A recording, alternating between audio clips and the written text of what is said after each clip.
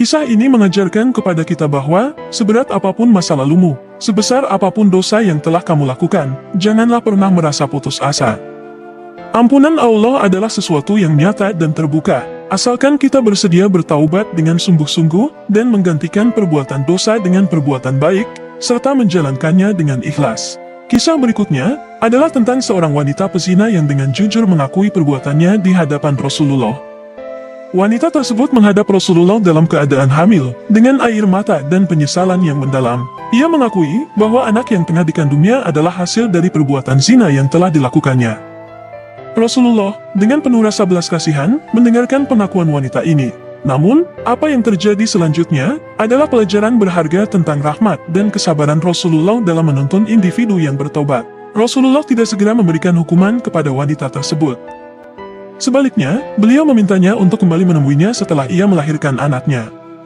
Ini menunjukkan bahwa Rasulullah memahami pentingnya memberikan kesempatan kepada orang yang bertaubat untuk membersihkan diri dan membuktikan kesungguhan taubatnya.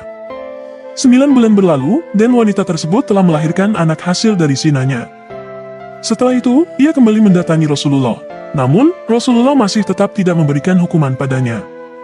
Beliau memintanya untuk kembali menemuinya ketika masa menyusui anak itu telah habis.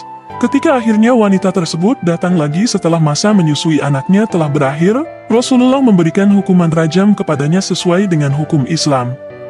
Wanita tersebut dirajam hingga akhirnya meninggal. Setelah wanita tersebut wafat, Rasulullah sendiri yang menyolatkan jenazahnya.